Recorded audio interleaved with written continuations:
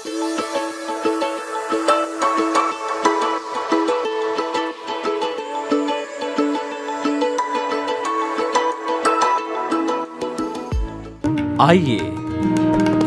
सुनिए, देखिए, समझिए सनातन सत्य। जैसी दृष्टि वैसी सृष्टि, दृष्टि विज्ञान। कुदरत, कुदरती रचना एवं कुदरत के कानून से शाश्वत सुख की प्राप्ति। जोधपुर के परम पूज्य महात्मा उपासक प्रोफेसर डॉक्टर सोहन राज तातेड़ के निर्देशन में सनातन सत्य। जैसी दृष्टि वैसी सृष्टि, दृष्टि विज्ञान।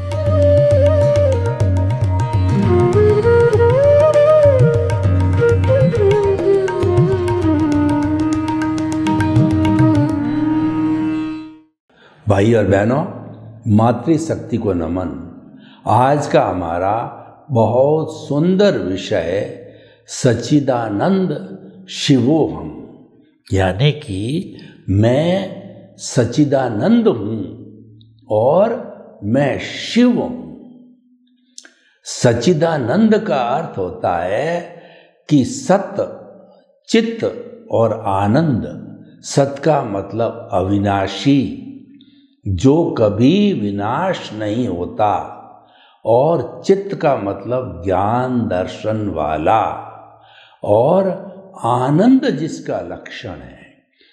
कुल मिलाकर हमारा जो चेतन तत्व है उसका मूल लक्षण आनंद है, और उसको हम दूसरी भाषा में सुख भी कह सकते हैं।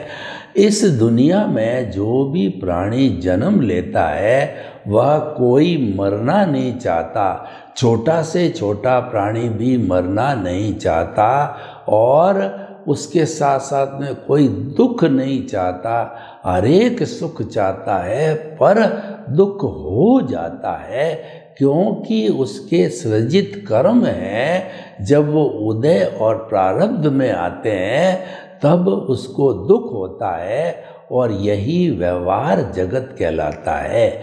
जिस व्यवहार जगत, खुली आँख के जगत के अंदर हम जी रहे हैं, इस जगत में हमारे रिश्ते हैं, नाते हैं, माता है, पिता है, भाई है, बेटे हैं, सारे हैं, और ये जो है वो हमारा भुगतान है।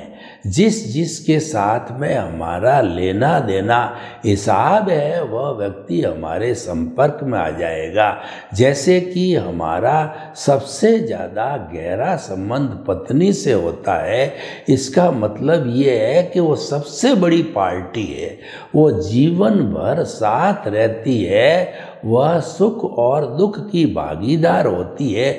अगर अच्छी आज्ञाकारी पत्नी होती है तो वो सुख देती है, और किसी के अगर हिसाब में दुख लिखा हुआ होता है तो वह पत्नी जो है उसको इतना परेशान कर देती है कि कोर्ट तक की कार्रवाई, डाइवोर्स तक की कार्रवाई भी हो जाती है। ये सारा उदय और प्रारब्ध के अधीन होता है। तो भाई और बहनों, जो सत्य का मतलब अविनाशी, अविनाशी कौन होता है? जो कि कभी विनाश नहीं होता, वह तत्व है चेतन तत्व। वो मात्र जीवित प्राणी में होता है, उसमें संवेदना होती है, सुख दुख की अनुभूति होती है, और जो है फीलिंग्स होती है, वो ग्रोथ करता है, प्रजनन करता है। ऐसे 9 कैरेक्टरिस्टिक जो है उस चेतन तत्व के बताए गए हैं, और विज्ञान भी जो है कॉन्शियसनेस के रूप के अंदर 9 कैरेक्टरिस्टिक बताता है। यानी चेतन के कैरेक्टरिस्टिक है वो विज्ञान सम्मत है, तो वह चेतन तत्व है। और परिभाषा की गई है कि असंख्य चेतनामय परमाणुओं के पिंड को जो है हम चेतन तत्व कहते हैं, वह अविनाशी है। और इसको छोड़ कर के समस्त संसार विनाशी है। देखिए, एक तरफ तो खाली अकेला अविनाशी तत्व जो कि समस्त जीवित प्राणियों में मौजूद है, और उस अविनाशी तत्व की एक विशेषता ये है कि 84 लाख जीवा योनियाँ यानी बर्थ प्लेसेज है, उसके असंख्य अनंत जो है वो आत्माएं हैं, सब मूल रूप से एक समान है, कोई डिफरेंस नहीं है उसकी अर्हता के अंदर, उसके गुणों में, और सभी सच्चिदानंद है, अभी बने नहीं है। लेकिन वो अगर पुरुषार्थ करे तो बन सकते, हर आत्मा में परमात्मा बनने की योग्यता होती है।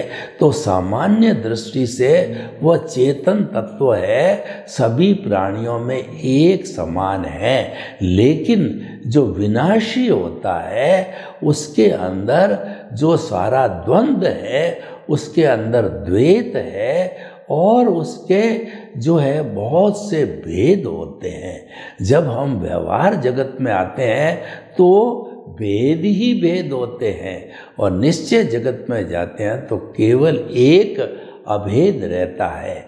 तो भाई और बहनों, इस विविधता के संसार के अंदर जो है अलग अलग चीज़ें, अलग अलग विचारधारा और अलग अलग जो है कर्मों का भोग होता है। इसी का नाम संसार है कि जो संचरण करता वो संसार है, और जो विनाशी है वो संसार है, क्योंकि संसार अवस्था से जुड़ा हुआ है। इसीलिए कहा गया है कि मन वचन काया तथा उससे जुड़ी हुई हर अवस्था मात्र कुदरती रचना है, और वह अविनाशी है, और वह जो है वो कहना चाहिए प्री डेस्टिन्ड है, और वह व्यवस्थित है, वह फिक्स है। यानी कि मन वचन काया जो है ये हमारा भुगतान है, ये हमारा परिणाम है, ये हमारा डेबिट क्रेडिट है, ये हमारा लेना देना है, ये हमारी बैलेंस शीट है। ये उदय प्रारब्ध से जुड़ा हुआ है, इसको हम परिणाम नहीं कह सकते हैं। और आप कहते हो कि जन्म से मृत्यु तक मैं तो पुरुषार्थ करता हूँ, मान लिया, वह सारा पुरुषार्थ रिलेटिव है, और वो रिलेटिव जो पुरुषार्थ होता है वो अज्ञान की श्रेणी में आता। रिलेटिव पुरुषार्थ बुरा नहीं है, अज्ञान बुरा नहीं है, अपना अपना व्यू पॉइंट से वो जुड़ा हुआ है, इस कारण से वो अज्ञान है। और जो सिद्धांत से जुड़ा हुआ होता है वह स्थायी होता है, और व्यू पॉइंट जो होता है, अवस्था होती है, वो विनाशी होती है, वो अस्थायी होती है। तो इसीलिए इसी का नाम जो है संसार है। और जो है ये तो सत्य की बात कही, यानी विनाशी अविनाशी की बात हमने कही। और चित्त जो है वो होता है ज्ञान दर्शन। हमारी आत्मा को जो है बताया गया है कि उपयोग लक्षणों जीव, जीव मीन्स आत्मा का जो लक्षण है वो उपयोग है। उपयोग को हम ज्ञान दर्शन कहते हैं। ज्ञान दर्शन केवल चेतन तत्व में है, अचेतन तत्व में ज्ञान दर्शन नहीं है। ज्ञान दर्शन का अर्थ होता है जानने वाला और देखने वाला। जड़ होता है, वो जानने वाला देखने वाला नहीं है। जैसे कि मैं कोई चीज़ जान रहा हूँ, मेरे सामने कैमरा है, मैं जान रहा हूँ और उसको देख भी रहा हूँ, तो ये जो योग्यता क्यों है मेरे में? क्योंकि मेरे भीतर चेतन तत्व है, इसीलिए योग्यता है। तो ये हमारा हो गया, चित्त हो गया। और आनंद जिसका लक्षण है चेतन होगा, और चेतन की हम खोज करें तो उसमें मात्र आनंद है, और आनंद के अतिरिक्त कुछ नहीं है। जो हम आनंद या सुख है बाहर ढूंढते हैं कि रोटी में सुख है, कपड़े में सुख है, पत्नी में सुख है, धन में सुख है, और जो है हमारे बाल बच्चों में सुख है, और जो हमारी ज्वेलरी में, कैश बैलेंस में सुख है, तो वो हमारी भ्रांत मान्यता है, काल्पनिक है। क्योंकि सुख जो है वो उसका कोई अस्तित्व होता ही नहीं है, वो अस्तित्व है ही नहीं, क्योंकि सुख जो है वो बाहर है ही नहीं। बाहर तो सुखाभास है, आभास होता है हमको सुख का। मैं आपको एक उदाहरण देना चाहता हूँ कि जब हम मंदिर से बाहर आते हैं तो बाहर आने पर जो भिखारी लोग बैठे रहते हैं उनको जो है हम 100 रुपये का नोट देते हैं तो वो बहुत खुश होता है कि बड़ा सेठ आया, मुझे आज 100 रुपये का नोट दिया, क्योंकि मुझे तो प्राय लोग 1 रुपया 2 रुपया देते हैं। और अब थोड़ी देर में हमारे पास एक वेल टू डू व्यक्ति जो निकला, उसको हमने 100 रुपये का नोट ऑफर किया तो वह इंसल्ट फील करता है, उसके लिए दुख हो गया और भिखारी के लिए सुख हो गया। एक जो है डायबिटीज़ का पेशेंट है, उसके लिए जो मिठाई है वह जहर है, और जो व्यक्ति स्वस्थ है बिना डायबिटीज़ का, उसके लिए वह मिठाई एक टॉनिक की तरह है। तो देखिए मिठाई एक ही है, पर एक के लिए सुख है, दूसरे के लिए दुख है। तो इस तरीके से सुख और दुख निरी कल्पनाएं हैं, इसका कोई अस्तित्व नहीं है। सुख तो हमारे भीतर है, क्योंकि वो आत्मा का लक्षण। एक दूसरा मृग तृष्णा का उदाहरण आपको और देते हैं कि हिरण होता है, उसकी नाभि के अंदर कस्तूरी होती, तो कस्तूरी की महक जो है इतनी फूटती है कि वह हिरण देखता है कि ये महक जो है चारों तरफ कहाँ से आ रही है, उसको ज्ञान नहीं है।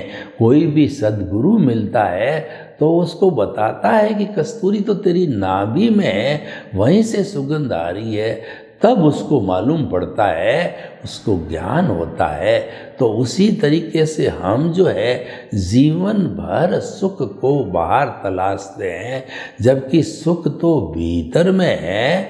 और उसके लिए हमारा प्रज्ञा चक्षु जो है जागृत होना चाहिए, एनलाइटनमेंट होना चाहिए। हमको सद्गुरु या ज्ञानी पुरुष मिलना चाहिए जो कि इस चीज़ का आभास करावे, ज्ञान करावे कि सुख हमारे भीतर है। तो भाई और बहनों, हमारा जो आज का विषय है सच्चिदानंद, तो मैं सच्चिदानंद हूँ, मैं जो है अनंत आनंद वाला हूँ, अनंत ज्ञान, अनंत दर्शन, अनंत शक्ति और अनंत सुख का धाम हूँ। ऐसा मैं जो है मेरा अस्तित्व है। अब जो है शिवो हम, शिव मैं शिव हूँ।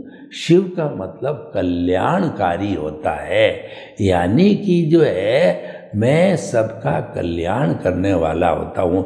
ब्रह्मा विष्णु महेश है, इसमें जो शिव है वो इस दुनिया का जो है वह कहना चाहिए संचालन करते हैं और पालन पोषण करते हैं। और अगर वो कुपित हो जाते हैं, यानी दुर्जन लोग सामने होते हैं, तो दुर्जनों का खात्मा भी करते हैं, क्योंकि सारना वारना जो है शिव को करनी होती है।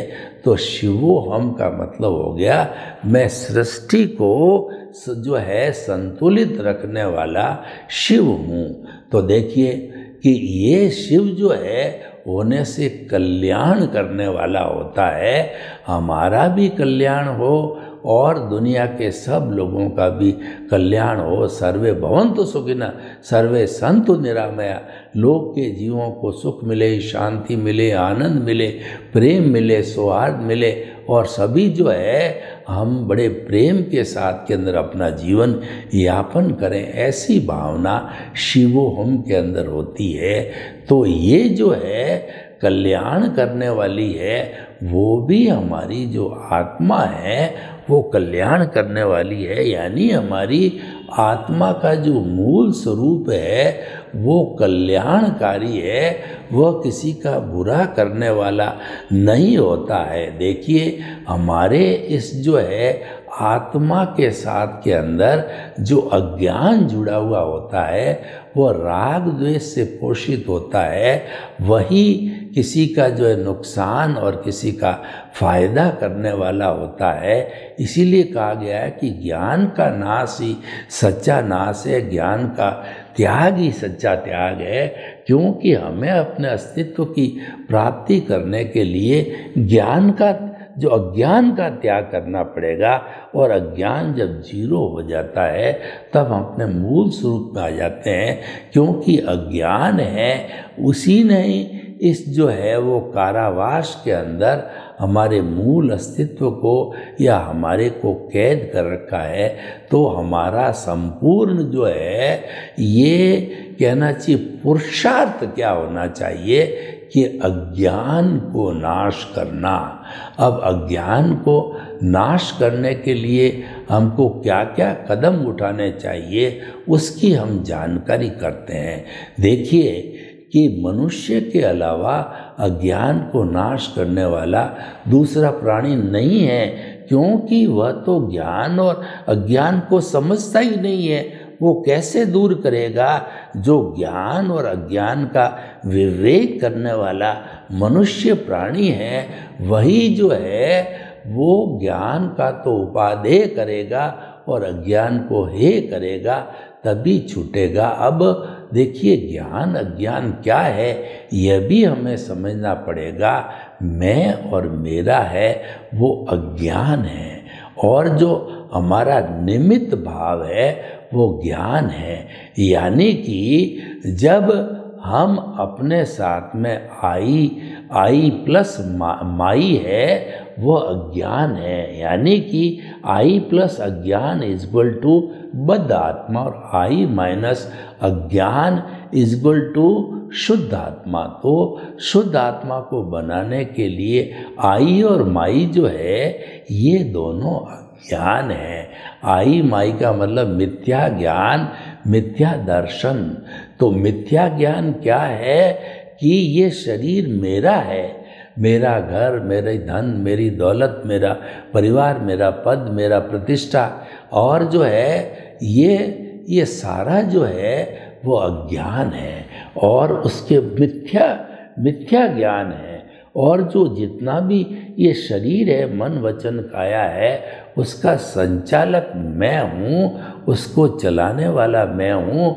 मेरी जो है इजाज़त से मेरे द्वारा ये संचालित होता है। तो ऐसी जो भावना होती है वो जो है मिथ्या दर्शन कहलाता है।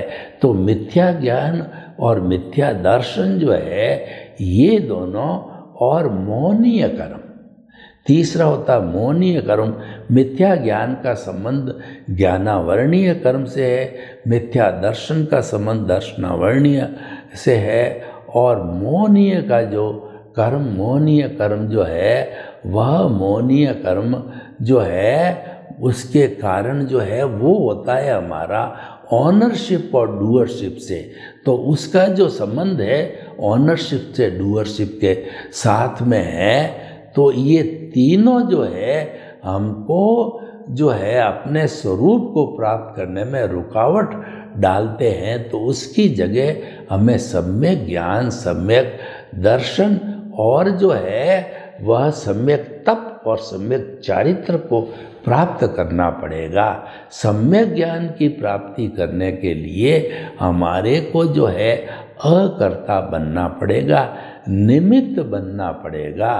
और निमित्त को प्राप्त करने के लिए हमको सद्गुरु का मिलना जरूरी है। हमारे जो है भाग्योदय के बिना हमारा निमित्त की मानसिकता नहीं बन सकती। अगर हमारा भाग्योदय है तो हमें सद्गुरु मिलेगा, और वह सद्गुरु जो है हमारा जो है कहना चाहिए कर्ता पद को जो है वो हमेशा हमेशा के लिए समाप्त करके एनलाइटनमेंट जागृत करते हमको निमित्त बना देगा।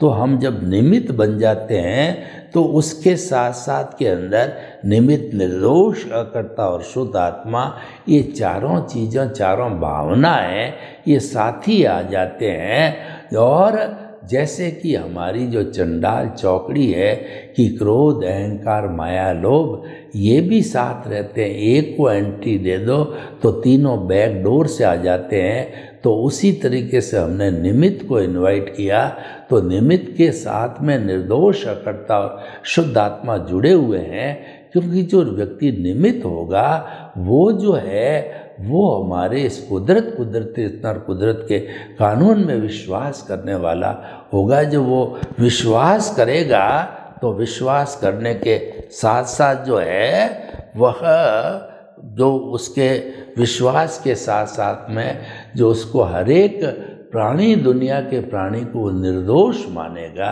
क्योंकि कोई प्राणी उसके संपर्क में आया है वो स्वतंत्र रूप से वो आ नहीं सकता, उसको तो कुदरत ही भेज सकती है। देखिए इस दुनिया में 7.8 अरब की जनसंख्या है।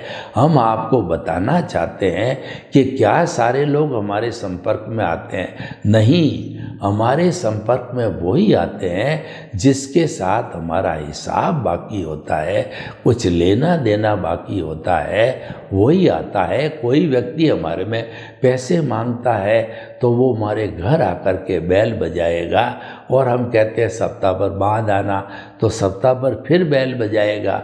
फिर हम कहते हैं महीने भर बाद आना, तो महीने भर आके बैल वही व्यक्ति क्यों बजाता है? उसका कारण ये है उसके साथ हमारा हिसाब है और अभी तक क्लियर नहीं हुआ है।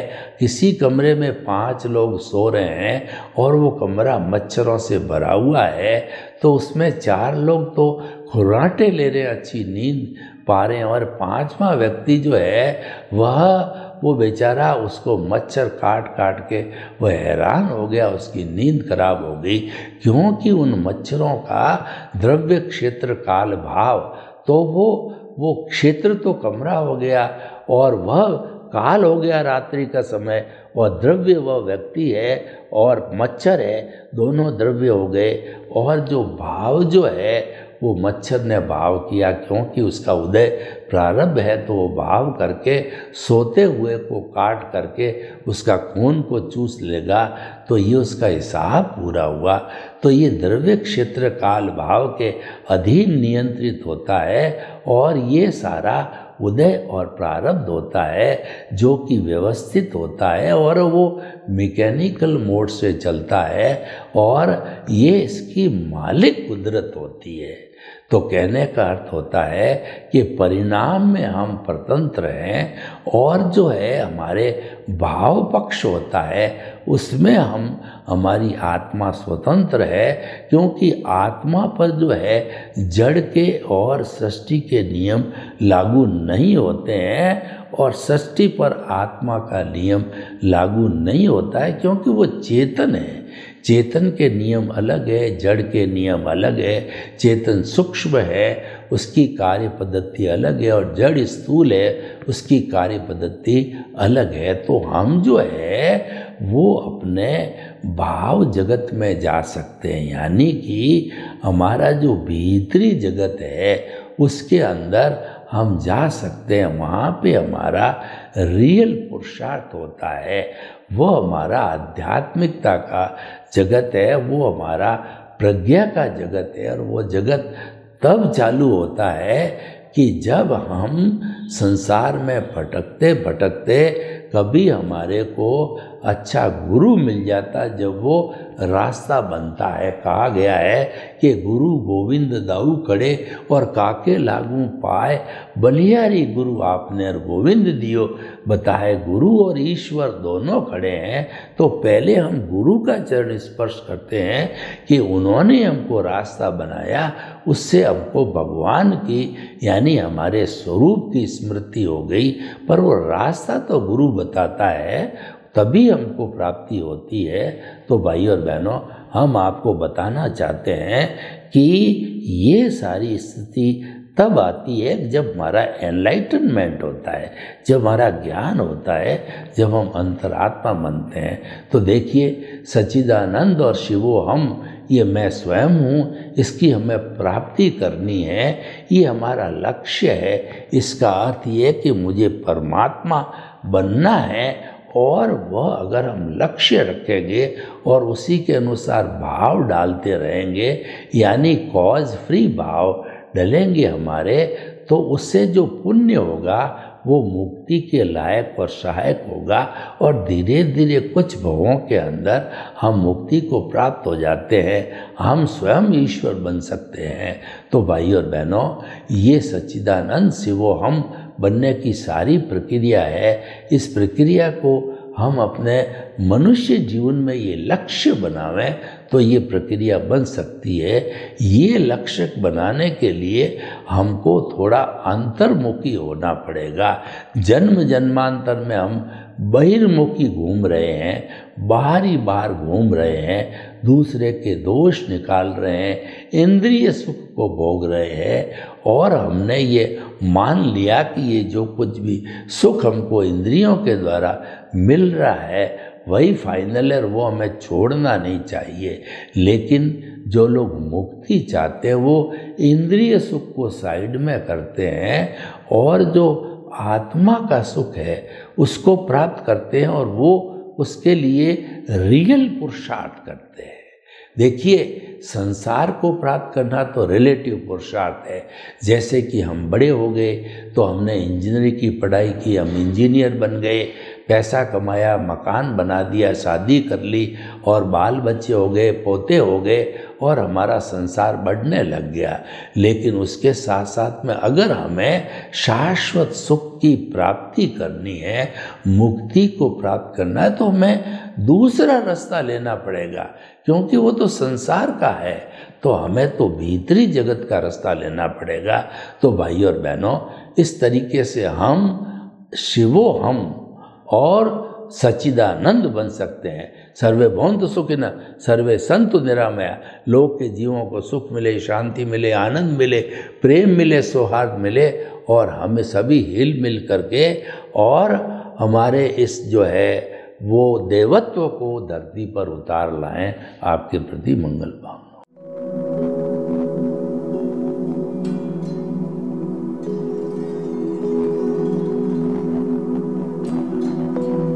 एक ऐसा अंतर्राष्ट्रीय ख्याति प्राप्त मानव जो गुरु प्रेरणा से पिछले 20 वर्षों से वानप्रस्थ जीवन जीते हुए 24 घंटे मानवता की सेवा में संलग्न है।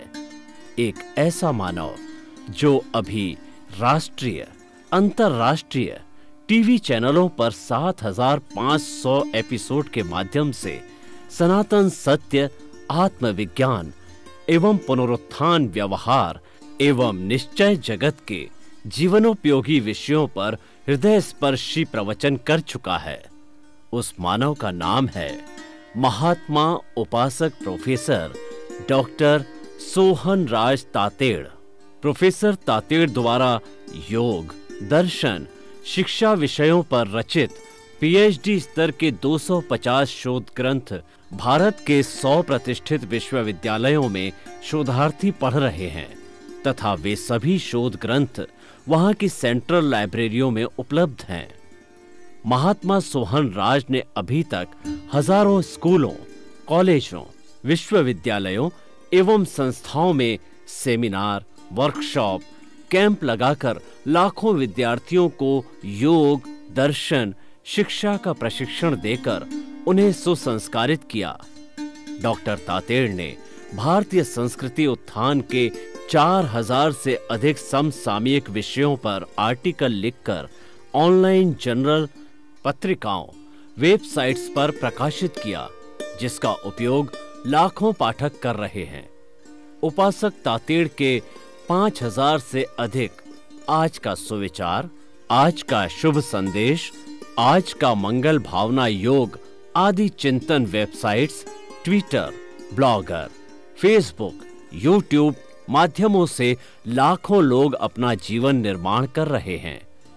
मानवता के मसीहा ऐसे महामानव महात्मा सोहन राज तातेड़ के प्रोफाइल को अभी तक विश्व के 20 लाख दर्शक यूट्यूब पर, 12 लाख गूगल पर एवं लाखों दर्शक फेसबुक, ब्लॉगर, ट्विटर और इंस्टाग्राम पर देख चुके हैं।